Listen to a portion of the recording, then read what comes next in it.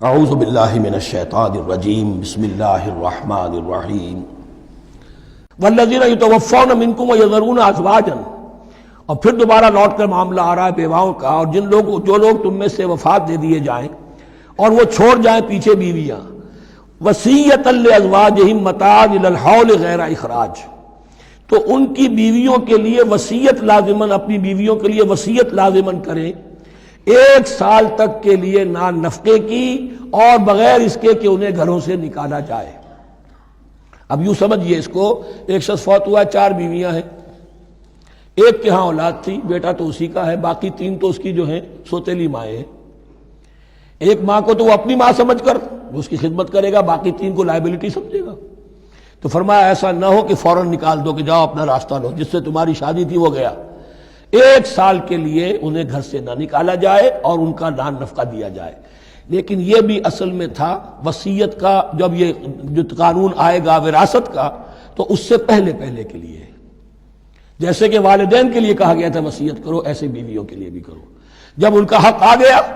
اس لیے کہ شوہر مر گیا ہے تو بیوی کا حق ہے اس کی وراثت میں، بیوی مر گئی ہے شوہر کا حق ہے اس کی وراثت میں، تو وہ تو وراثت کے اندر حق معین ہو گیا، تو اب یہ وصیت کی ضرورت نہیں۔ اور اسی طرح 1 سال کا نفقہ نہیں ہے، اب نفقہ جو ہے وہ صرف عدت کے دوران کا ہے، جو ہم اس سے پہلے پڑھ چکے ہیں۔ فَإِنْ خَرَجْنَ فَلَا جُنَاحَ عَلَيْكُمْ فِي مَا فَعَلْنَ فِي أَنفُسِهِنَّ، لیکن اگر وہ خود نکل جائیں، ظاہر بات ہے کہ عدت ہوتی 4 مہینے 10 دن، اب تم سال بھر روکو گے تو نہیں ان کو، اگر وہ شادی کر کے کہیں اور جا کے بسنا چاہیں تو تم پر کوئی الزام نہیں آئے گا، جو کچھ وہ کرتی ہیں اپنی جانوں کے بارے میں معروف ہو، بھلے طریقے پر، معروف طریقے پر۔ واللہ عزیز الحکیم، اور یقیناً اللہ تعالیٰ زبردست ہے، حکمت والا۔ وللمطلقات متاع بالمعروف، اسی طرح مطلقات کے لیے بھی ساز و سامان زندگی کی ضروریات ہے معروف طریقے پر، حقا علی المتقین، لیکن یہ ہے عدت کے وقت تک کے لیے۔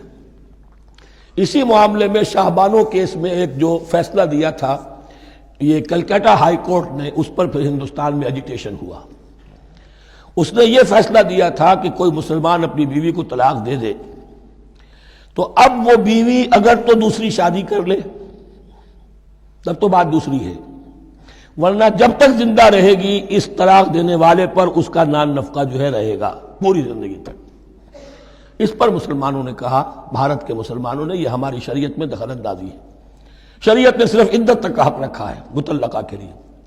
تم ساری زندگی کہاں سے لا رہے ہو؟ پھر وہ فساد ہوا، پھر بہت سے لوگوں نے جانیں دیں، پھر جو ہے ایجیٹیشن ہوا،